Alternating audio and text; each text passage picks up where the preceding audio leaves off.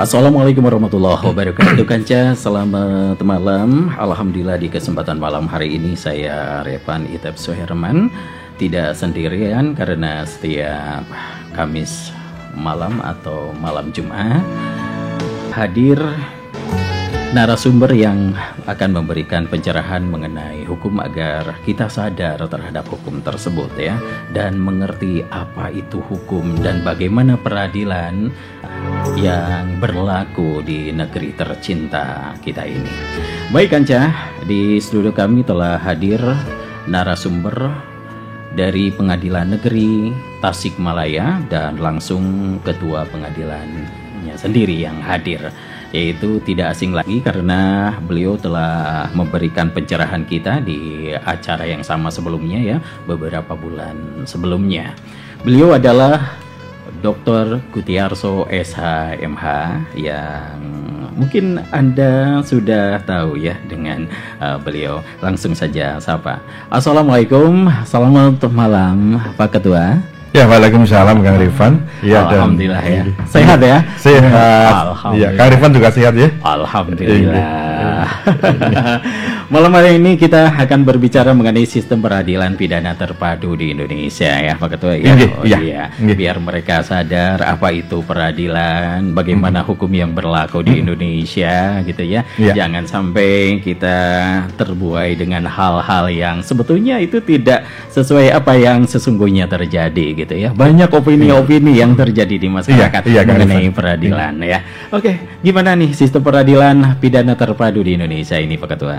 Jadi begini ya Kang Rifan, kepada Kanca Purbasura ya, kita ketemu lagi Kang Rifan, dan juga tidak lupa saya sampaikan salam hormat kepada Pak Wakil Bupati ya tentunya yang memberi ini dan kepada masyarakat di Tasikmalaya. Kalau kita bicara tentang sistem peradilan pidana terpadu di Indonesia, maka tentunya kita harus kembali kepada asas bahwa di dalam sistem penegakan hukum pidana Kang Rifan, itu ada yang disebut dengan substansi hukum ya, atau sistem substansial. Di situ kita kenal dengan hukum material di dalam pidana. Di sini tentunya KUHP, Kitab Undang-Undang Hukum Pidana, dan hukum pidana formal, yaitu yang disebut dengan Kitab Undang-Undang Hukum Acara Pidana, yang sebetulnya ini adalah Undang-Undang Nomor 8 Tahun 81 tentang Hukum Acara Pidana Kang Rifan.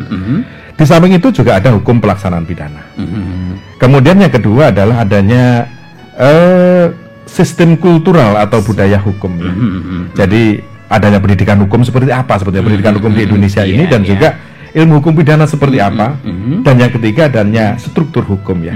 Di dalam struktur hukum atau sistem struktural di sini ternyata bahwa di dalam penegakan hukum pidana itu ada yang disebut dengan badan penyidik Kang Rifan. Badan penyidik itu terdiri dari Polri dan penyidik non Polri, penyidik khusus ya. Kemudian ada badan penuntut Kang Rifan. Itu penuntut umum tentunya kan, juga KPK ya.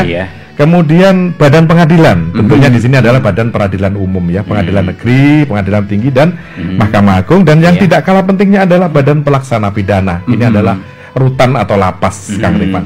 Nah, dari sini berawal dari sini, maka ternyata di dalam sistem peradilan pidana di Indonesia itu ada 4 komponen dulunya Kang, yaitu kepolisian, kejaksaan, pengadilan, lembaga pemasyarakatan. Namun Kang Rifan, sejak Undang-Undang Nomor 18 Tahun 2003 tentang advokat, maka komponen itu bertambah 1 sehingga menjadi 5 atau pancawangsa, yaitu advokat juga masuk di dalam sistem peradilan pidana terpadu. Seperti itu Kang. Pancawangsa. Iya, pancawangsa. Apa itu pancawangsa? Pancawangsa itu adalah ada 5 subsistem di dalam penegakan hukum pidana. Yang saya kewanaati adalah kekuasaan penyidikan, kekuasaan penuntutan, kekuasaan mengadili atau menjatuhkan pidana, dan kekuasaan eksekusi atau pelaksanaan pidana, ditambah 1 advokat tadi.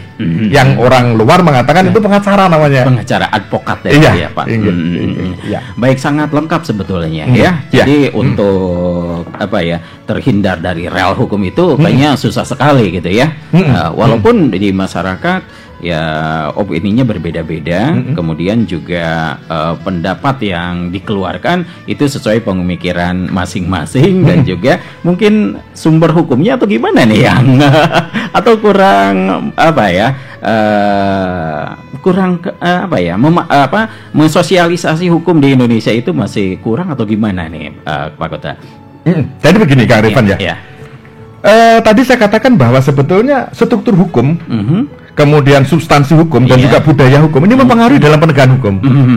Sebagai contoh di dalam sistem peradilan pidana terpadu ini, dalam adanya misalnya perbuatan pidana atau tindak pidana yang dilakukan oleh seseorang, maka di situ yang menangani pertama kali adalah penyidik. Penyidik ya. Iya, baik polisi, penyidik umum maupun penyidik khusus misalnya keimigrasian ya. Nah, di sini permasalahannya adalah di penyidik ini sendiri juga ada aturan-aturan yang harus dilaksanakan oleh seorang penyidik. Bagaimana cara menetapkan sebagai tersangka misalnya. Minimal bahwa ditetapkan tersangka itu minimal 2 alat bukti yang cukup kan begitu ya. Apabila ini tidak ada 2 alat bukti yang cukup, bahkan ada pun kadang-kadang si tersangka atau penasihat hukumnya mengajukan pra peradilan. Nah, di sini tadi dari pra peradilan nanti akan diperiksa oleh hakim sebagai kontrol sosial ya, sebagai kontrol di dalam sistem peradilan pidana terpadu. Di situ bisa saja terjadi penyidikan yang dilakukan oleh penyidik tadi dinyatakan tidak sah karena tidak memenuhi persyaratan-persyaratan. Nah, di sini kadang-kadang masyarakat sebagai korban menyalahkan pengadilan. Nah, tidak berarti bahwa pengadilan tidak salah, tidak ya Kang. Tapi pengadilan Tasikmalaya ini sudah sangat terbuka apabila ada istilahnya aparatnya yang tidak benar atau tidak berintegritas, sudah ada siwat, sudah ada pengadilan ke KPT, sudah ada pengadilan ke ketua pengadilan dan juga kepada KPK. Saya kembali tadi Kang bahwa ternyata di sini ada proses yang harus dilalui dan proses itu diatur di dalam hukum acara, hukum acara pidana, makanya tadi surat hukum. Kemudian kadang-kadang masyarakat ini begini ya Kang. Kang Rifan tadi sudah menyatakan bahwa masing-masing orang dan masing-masing organisasi itu memandang dari sudut pandangnya masing-masing dan punya opini masing-masing. Itu tidak salah tentunya Kang Rifan. Ada suatu permasalahan pasti ada dari sudut pandang yang berbeda ya. Dalam sistem penegakan ini pun juga penuntut umum akan sudut pandangnya juga tersendiri sebagai wakil daripada negara dan masyarakat. Kemudian terdakwa dan advokat tadi tentunya dari sudut pandang untuk meringankan apabila terjadi proses persidangan, dan juga hakim tentunya akan mengadili secara objektif baik dari pandangan-pandangan secara objektif ya dari berdasarkan alat bukti yang sah. Nah, di sini yang paling utama Kang Rifan, masyarakat kadang-kadang tidak bisa membedakan antara kepentingan dan keadilan ini Kang Rifan. Itu ada kepentingannya. Kepentingan jadi antara kepentingan dan keadilan ini tidak bisa dibedakan Kang Rifan. Ini yang perlu diedukasi. Yang perlu diedukasi. Artinya bahwa dalam perkara pidana tentunya penuntut umum mempunyai kepentingan agar si terdakwa itu dijatuhi pidana yang seberat-beratnya dan terbukti bersalah dan dijatuhi pidana. Namun terdakwa dan atau penasihat hukumnya yang advokat tadi tentunya akan meminta kepada hakim agar diringankan, kalau bisa dibebaskan atau onslah. Ini kan dari sudut pandang yang berbeda. Dari sudut pandang yang berbeda karena kepentingannya. Di mana nantinya endingnya apabila hakim menjatuhkan pidana yang tinggi, seakan-akan terdakwa dan advokat penasihat hukum tadi merasa tidak adil. Apabila dijatuhi pidana ringan, maka penuntut umum seakan-akan tidak adil. Padahal ini adalah kepentingan mereka masing-masing. Keadilan tentunya tetap bersandar kepada normatif yuridis dan hukum. Tentunya seperti itu Kang Rifan. Normatif yuridis ya. Begini ya Pak Ketua, terkadang dengan kasus yang sama hasil akhir keputusannya itu terkadang berbeda-beda di beberapa pengadilan. Bagaimana ini? Inilah kebebasan hakim di dalam menjatuhkan sebuah putusan. Hakim itu menjatuhkan putusan minimal adalah ancaman terendah, misalnya pencurian itu minimal 1 hari dan maksimal misalnya 4 tahun misalnya. Maka hakim mempunyai kebebasan, dalam arti kebebasan yang berkeadilan untuk menjatuhkan minimal 1 hari dan maksimal 5 tahun atau 4 tahun. Nah, disinilah permasalahannya Kang. Jadi mungkin sama-sama pencurian tetapi kok pidananya berbeda. Karena faktanya berbeda. Sebagai contoh Kang Rifan, ada terdakwa yang mencuri kambing misalnya. Tapi ternyata setelah di pemeriksaan, ternyata kambing itu dijual untuk kepentingan anaknya sekolah. Kalau tidak bayar tidak bisa ikut ujian. Atau pada saat itu istrinya disuruh untuk melahirkan yang sesar, tidak punya ini. Iya. Sedangkan yang di pihak lain misalnya sama-sama pencurian, tetapi hasilnya misalnya untuk molimo, misalnya untuk main perempuan, atau misalnya untuk judi. Nah, di sini tentunya ada rasa keadilan hakim bahwa yang pertama tadi tentunya akan berbeda dengan yang kedua tadi walaupun sama-sama pencurian. Tapi tetap bersandar pada hukum dan keadilan, serta kemanfaatannya.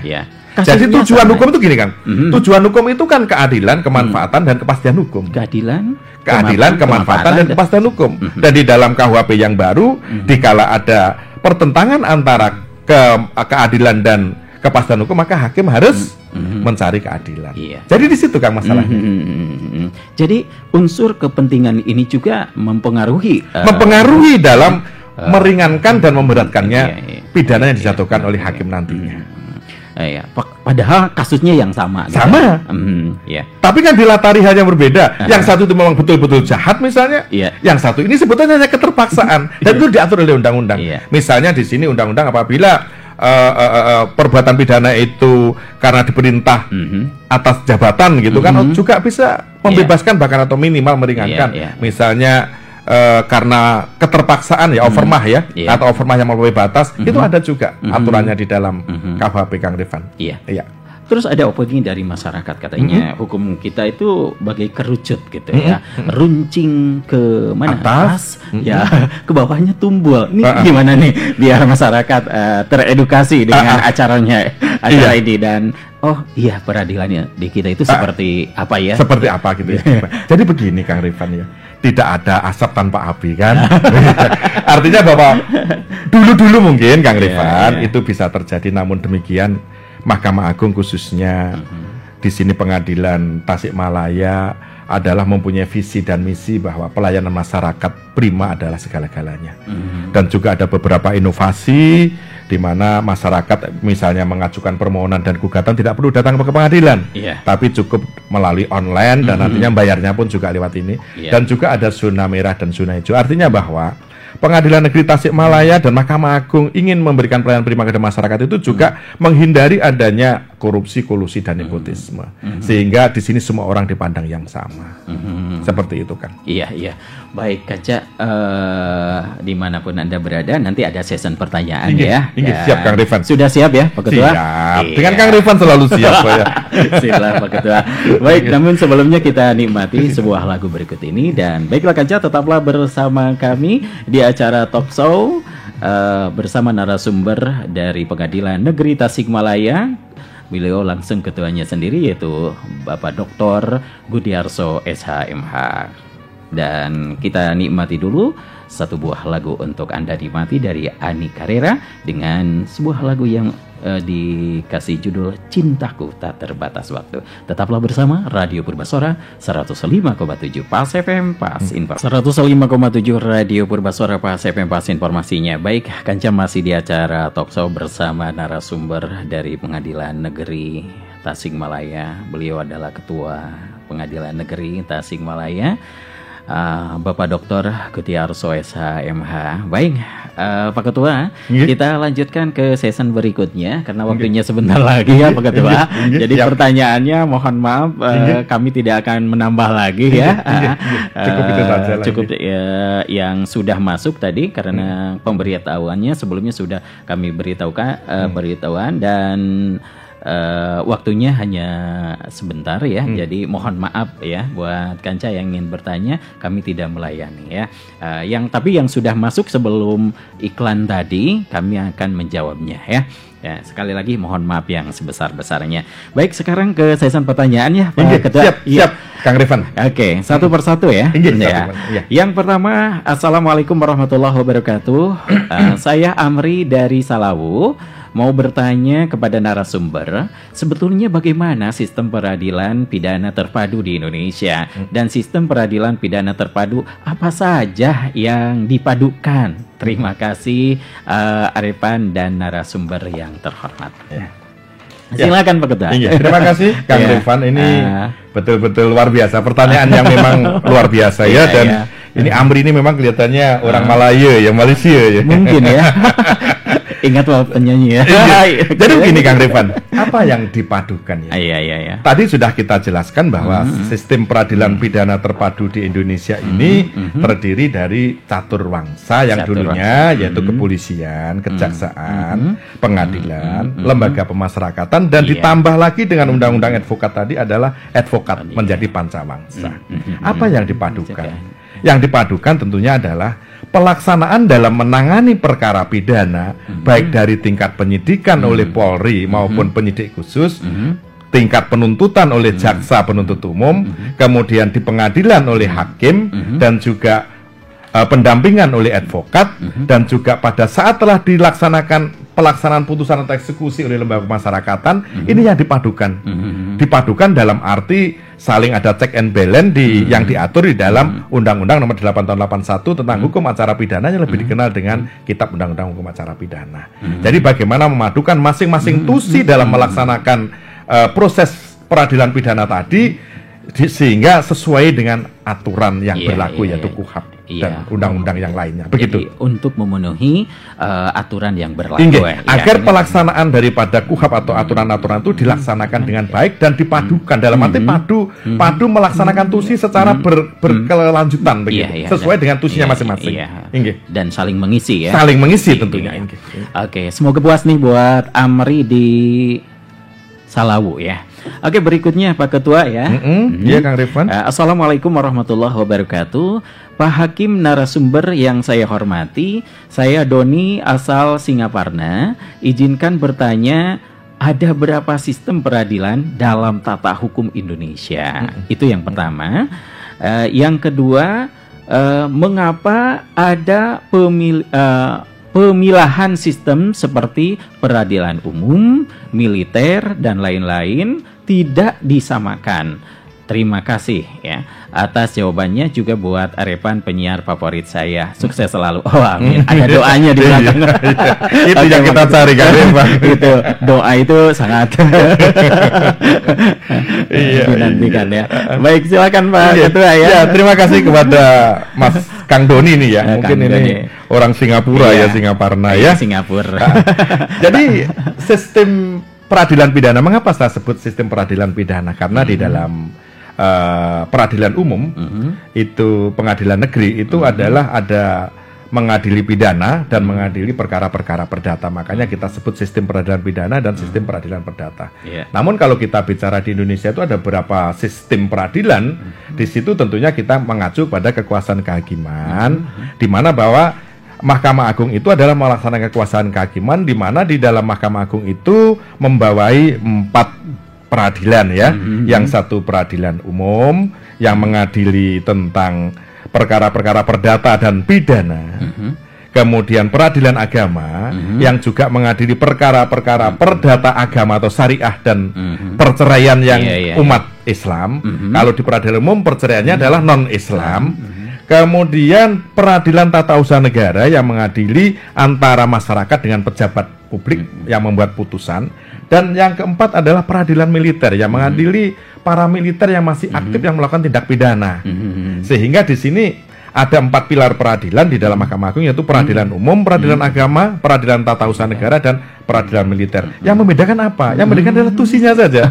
Tugas pokok dan fungsinya. Mengapa tidak disatukan? Karena tugas pokok fungsinya berbeda. Peradilan umum tentunya dalam mengadili perkara pidana berpedoman pada KUHP dan juga KUHAP dan serta hukum-hukum acara dan hukum material yang ada, dan juga agama tentunya juga berpedoman untuk mengadili umat-umat Islam yang ada sengketa istilahnya ataupun ada perceraian di situ ya, sengketa syariah ya. Jadi yang membedakan adalah tusinya Kang Rifan. Seperti itu. Iya. Aduh, ada langsung pertanyaan nih ya, dari saya. Kalau tipikor itu apanya? Tipikor ini masuk di dalam peradilan umum. Oh, peradilan umum ya. Karena tindak pidana korupsi itu masuk di dalam kewenangan pengadilan umum, peradilan umum untuk mengadilinya. Iya. Jadi peradilan umum tadi perkara pidana, baik pidana umum seperti pencurian, mesti pembunuhan, dan pidana khusus itu seperti tipikor, kemudian HAM seperti keimigrasian itu. Kalau tipikor yang terpidananya itu adalah orang militer, itu masuknya ke umum atau kan? Tetap Atau kepada tipikor, pejabat gitu? kepada tipikor tetap, kepada peradilan tipikor umum ya, karena kalau militer hanya mengadili tindak-tindak pidana yang dilakukan oleh pidana umum yang dilakukan oleh militer yang masih aktif. Iya. Tapi harus ada persyaratan lain, misalnya izin dari presiden atau gimana? Oh tidak, Oh, tidak ya? tidak ada. Jadi ya ini pengaturan kewenangan saja. Kalau iya. pengaturan Oke. kewenangan, karena sudah ada di dalam undang-undangnya. Iya. Alhamdulillah paham nih ya, Inggih. Ketua. Mohon maaf nih, ada tambahan nih, ada penasaran nih langsung dari saya. Oke. Berikutnya ya takut deh. Oke. Takut kehabisan nih waktunya ya. Assalamualaikum warahmatullahi wabarakatuh. Kang Revan dan Pak Hakim ingin bertanya, saya ingin bertanya, bolehkah? Oh boleh ya, karena tadi sudah memberikan izin ya. Komponen apa saja dalam peradilan di kita? Apa bedanya dengan di luar negeri? Misalnya di Amerika atau yang dekat dari kita yaitu Singapura. Wassalam, Badrujaman Taraju. Oh, Badrujaman Taraju ada namanya. Oh, ada namanya. Badrujaman Taraju ya. Orang sini kelihatannya kan, Pak? Taraju itu orang kita. Oh. Taraju kecamatan yang ada di sebelah selatan itu Taraju. Iya, Kecamatan Taraju. Iya, Kecamatan Taraju. Mungkin ada ya kasus-kasus dari Kecamatan Taraju belum ya? Ya kita harus melihat dulu. Ini bagian panitera nih yang lebih tahu ya. Iya. Pasti wanita yang lebih. Oke, silakan. Jadi begini, ya. sistem peradilan di Amerika maupun di Singapura ya. Kita kalau bicara masalah pengadilan di Indonesia, bagaimana dengan di luar negeri Amerika dan Singapura yang kecil ini, kita harus kembali kepada sistem hukum ya. Dulu sistem hukum itu ada beberapa ya, ada sistem hukum Anglo-Saxon itu ya Eropa, kemudian sistem hukum Eropa kontinental, kemudian ada sistem hukum Timur Asing itu seperti orang-orang Arab dan sebagainya. Namun demikian yang lebih dikenal oleh masyarakat dan keilmuan adalah sistem hukum Anglo-Saxon dan Eropa kontinental. Kalau yang disebutkan tadi Amerika Serikat itu Anglo-Saxon dan Singapura itu juga Anglo-Saxon karena Singapura bekas jajahan Inggris ya. Di kala kesemakmuran Inggris itu sistem hukumnya adalah Anglo-Saxon.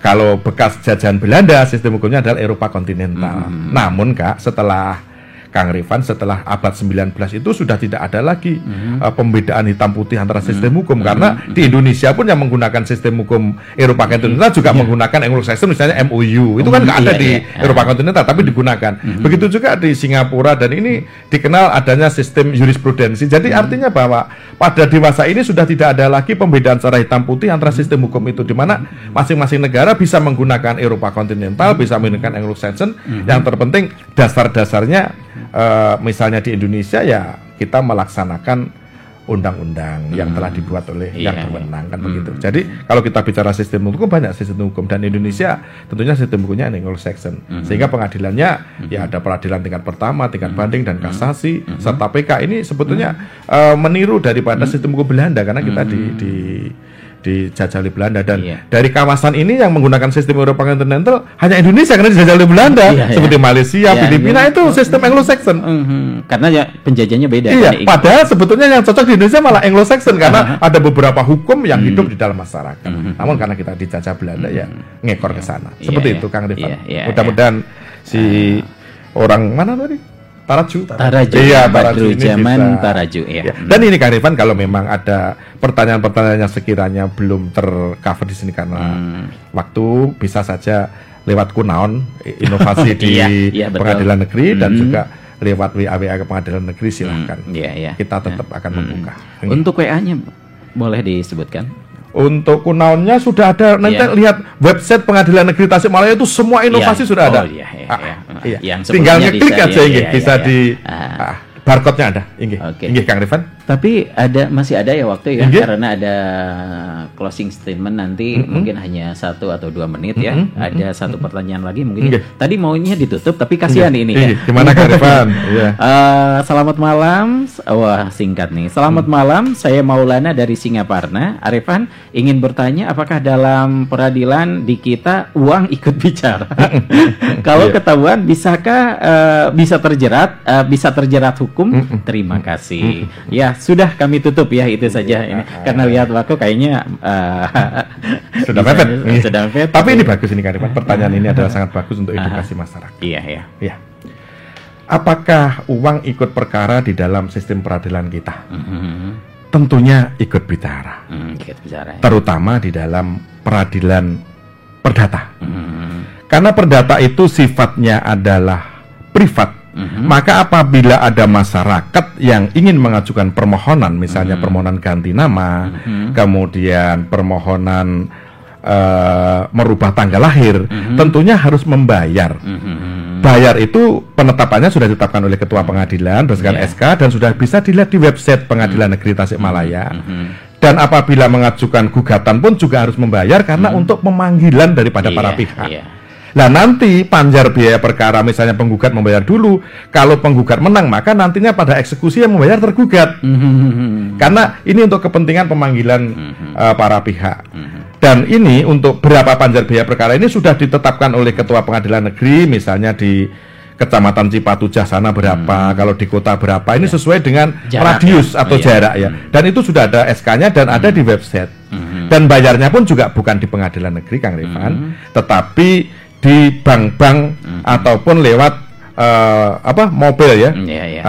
Jadi artinya bahwa biaya tetap, uang tetap bicara karena terutama untuk perdata. Namun demikian semuanya terukur dan ada SK Ketua Pengadilan. Bukan uang yang di luar semuanya. Itu tanda kutip ya. Tetapi dalam hal pidana maka perkara uang juga bicara untuk dalam putusan nanti ditetapkan biaya perkara kepada terdakwa dan itu hanya maksimal 10.000 ya. Kemudian bisa juga terdakwa minta dibebaskan dari biaya. Namun demikian, pandangan masyarakat ini pun tentunya seperti saya katakan tadi Kang Rifan bahwa tidak adalah asap tanpa api ya. Lah masyarakat sendiri tolonglah Pengadilan Negeri Tasikmalaya sudah membuka seluas-luasnya keterbukaan publik di mana apabila ada orang yang mengatakan bahwa ketua pengadilan, para hakim, para SN di Pengadilan kita Tasikmalaya minta uang yang di luar ditentukan itu, silahkan untuk mengadukan kepada Siwas atau Mahkamah Agung, kepada KPK, kepada KPT maupun kepada ketua pengadilan, di mana di website itu sudah ada dan datang ke pengadilan langsung dilayani untuk pengaduan. Jadi artinya sekaligus mungkin ini statement ini ya Kang Rifan ya, bahwa saya pengen masyarakat itu membantu pengadilan agar pengadilan itu bersifat bersih. Iya, bersifat bersih. Artinya jangan memberikan sesuatu, bahkan kalau minta tadi dilaporkan saja, karena yang diberi dan yang memberi sama-sama diancam pidana.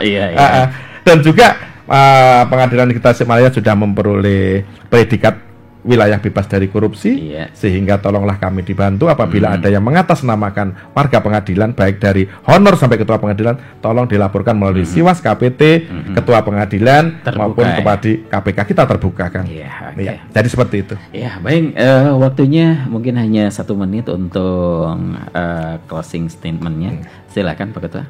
Ya, terima kasih Kang Rifan. Sekali lagi bahwa kami mohon kepada masyarakat Tasikmalaya dan Indonesia bahwa bantulah Pengadilan Negeri Tasikmalaya untuk bersikap bersih dari korupsi, kolusi dan nepotisme. Dan apabila ada indikasi seperti itu, silahkan melaporkan ke yang saya sebutkan tadi, Siwas, KPT, Bawas maupun Ketua Pengadilan Negeri Tasikmalaya. Baik, sudah cukup Kang Rifan. Terima kasih Pak Ketua yang mengedukasi. Saya sendiri teredukasi nih ya. Kang Rifan sendiri sudah tahu hukum kan. Memang latar belakangnya kan juga hukum. Makanya kita pas aja di sini kan. Iya. Baik, dan terima kasih buat Kanca yang sudah mengikuti acara Talkshow bersama narasumber Ketua Pengadilan Negeri Tasikmalaya, Bapak Dr. Getiarso SH. Semoga apa yang disampaikan bermanfaat untuk kita semuanya. Amin ya robbal alamin. Saya Revan Itapserman yang bertugas mengaturkan terima kasih. Selamat malam dan sampai jumpa. Wassalamualaikum warahmatullahi wabarakatuh.